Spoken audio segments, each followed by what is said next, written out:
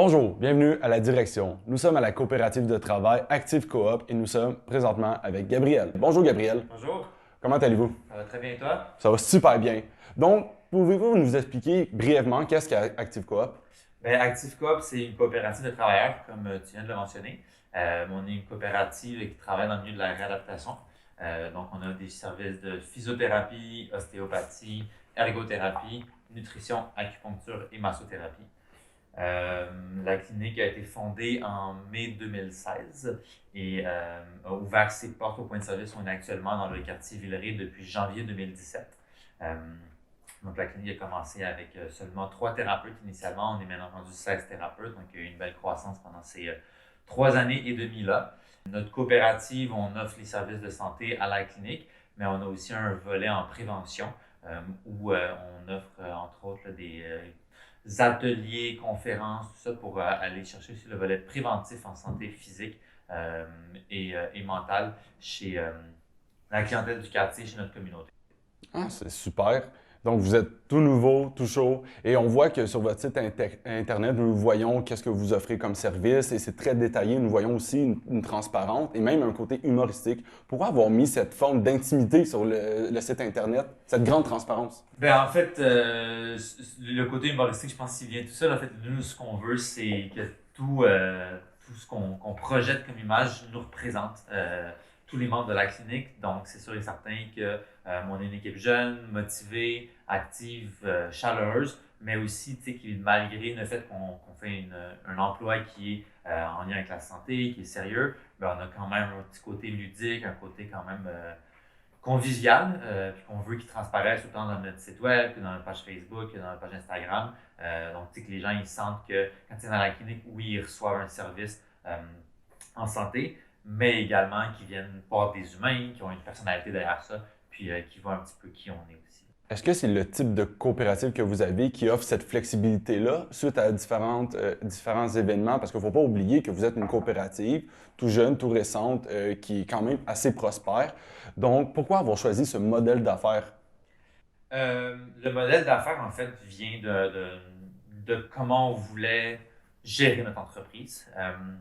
On voulait créer une entreprise où tout le monde est impliqué, où il n'y a pas une figure de hiérarchie, de patronat, où tout le monde est un petit peu au même niveau, donc tout le monde en étant membre se retrouve sur un pied d'égalité, sur notre modèle de fonctionnement, mais sur notre modèle de gestion à l'entreprise où on a une gestion à l'horizontale, c'est-à-dire où tout le monde s'implique dans la gestion avec le temps et les intérêts qu'il a.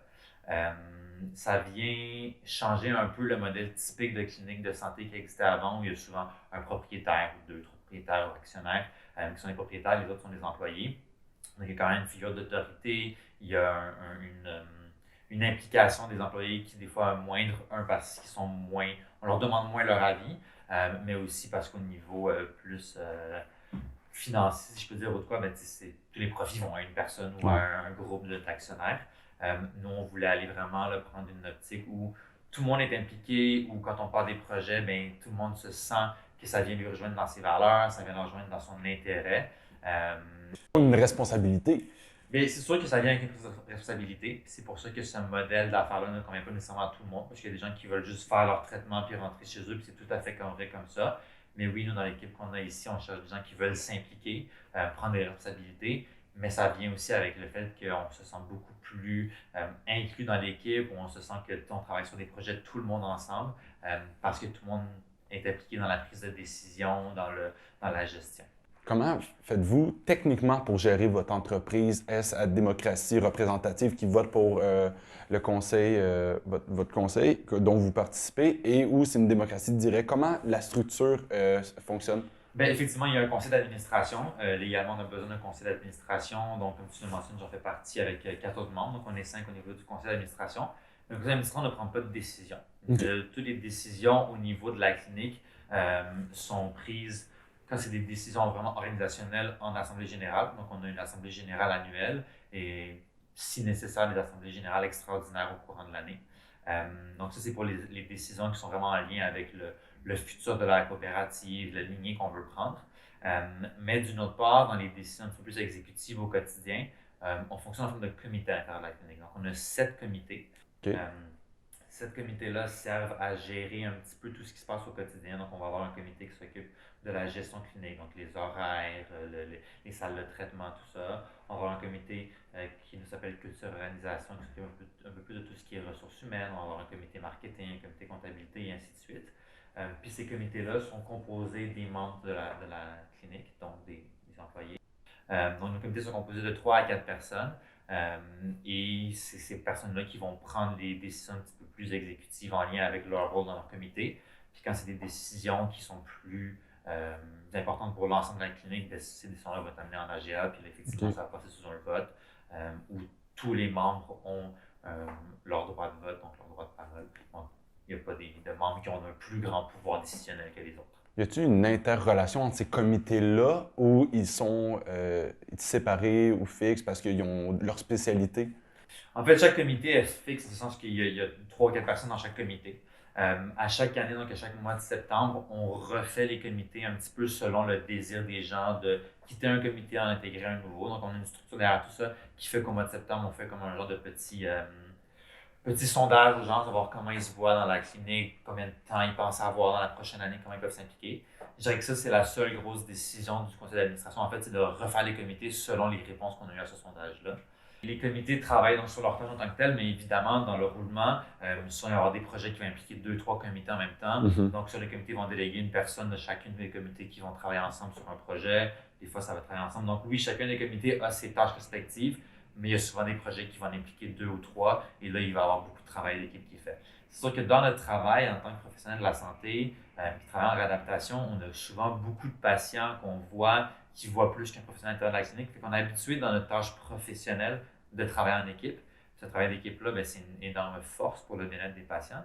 Puis là, on a transposé ça un petit peu, ce travail d'équipe-là, dans notre modèle de gestion aussi, de OK. travailler en équipe à l'intérieur des comités, mais aussi intercomités. Donc, c'est vraiment du travail d'équipe, autant dans nos tâches professionnelles que dans nos tâches de gestion. Euh, donc, oui, on est amené à travailler beaucoup, là. C'est très rare qu'on travaille individuellement sur un projet. Bien sûr, il faut travailler en équipe et partageant des valeurs et une mission. Quelle est votre mission au sein de votre coopérative? Mais c'est sûr que notre mission de notre coopérative, c'est tout d'abord d'offrir des services de santé. Donc, les services de santé que je parlais tout à l'heure en réadaptation. On veut évidemment offrir des services de qualité. Mais aussi, on veut offrir un environnement de travail, un environnement pour les patients qui viennent, qui est chaleureux, qui est accueillant, qui est bien. Et comme je parlais tout à l'heure, on a un volet en prévention qui pour nous est très important, qui est une mission qui pour nous est une des plus importantes, où dans nos excédents annuels, donc à la fin de l'année, au niveau financier, de tous nos excédents annuels, on prend 15% de nos excédents annuels qu'on investit dans notre fonds de prévention. Puis ce fonds de prévention va nous permettre de créer des conférences, des ateliers, des événements où on va partager un petit peu nos compétences en santé, d'où l'aspect de prévention. Et vu que on a un budget qui est associé à ça, on n'a pas besoin d'aller demander d'argent aux gens qui participent. Ce qui est l'objectif, c'est de créer des événements et des ateliers qui sont vraiment à faible coût, qui sont gratuits, pour permettre cette prévention-là, qu'elle soit accessible à n'importe qui, peu importe son budget personnel. C'est ça qui solidifie les liens avec votre communauté que vous avez parlé plus tôt. Mais c'est sûr que pour nous, notre implication dans la communauté, c'est vraiment très important. Nous, on ne voulait pas juste être une clinique pignon sur rue qui a des services point final. On voulait aussi impliquer dans la communauté. Donc, on est impliqué avec des événements, des conférences, comme je le mentionnais. Mais aussi, on travaille pas mal en partenariat avec d'autres organismes dans le quartier. Pour les nommer, l'Espace Famille Villeray, le Centre de la jeunesse, les écoles secondaires du coin. On a travaillé avec des résidences pour personnes âgées dans le secteur.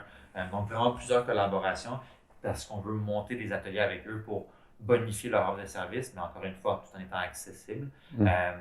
Donc, c'est sûr et certain que pour nous, c'est vraiment primordial d'impliquer dans la communauté sur différentes formes. Et est-ce que les clients et les clientes prennent en considération ces valeurs, cette mission et même le fait que vous soyez une coopérative?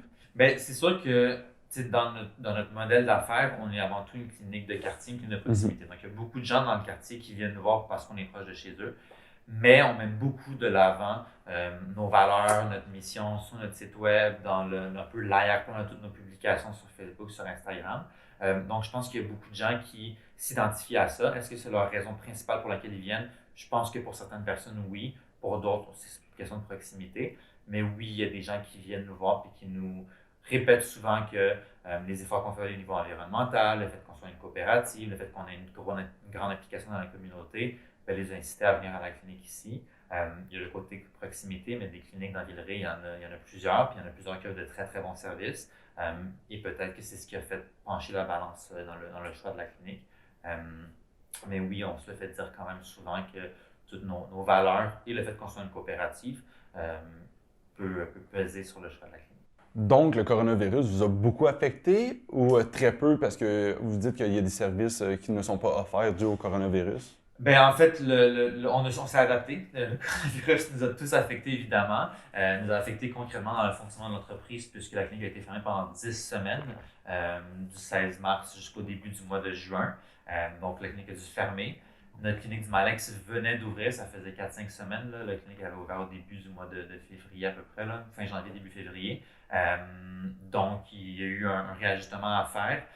Après la fermeture, on a rouvert le point de service de Villeray au début uniquement. On a transféré tous les suivis, les évaluations de nutrition en vidéoconférence, donc pour éviter les gens qui font la nutrition à venir à la clinique, vu que ça, c'est un traitement qui se fait très, très bien en vidéoconférence.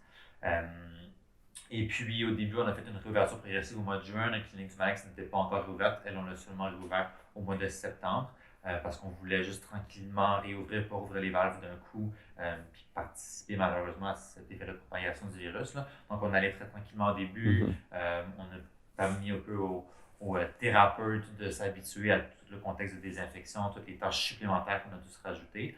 Donc, au début, quand on a réouvert, on utilisait juste 3 salles de traitement à la fois pour qu'il y ait moins de gens dans la clinique, des horaires réduits pour s'habituer un petit peu à tout ça. Puis progressivement, au courant de l'été, on a progressé pour revenir vers un horaire régulier au mois de septembre et la réouverture du Malex à ce moment-là. Donc, ce n'est pas vraiment un retour à la normale comme on avait prévu, c'est une adaptation, puis vous avez très bien passé à travers ça. Tout à fait. Puis, je veux dire, même là, on a réouvert, il y a une adaptation en termes de mesures sanitaires où il y a de la désinfection supplémentaire qui est à faire. Dans notre fonctionnement à la clinique, l'aire d'attente a été agrandi. On a condamné une salle d'exercice pour faire une deuxième salle d'attente pour qu'il y ait plus d'espace quand les gens attendent leur rendez-vous. Évidemment, en termes d'équipement, là, on est sarrau, masque et visière ou même de protection pendant les traitements.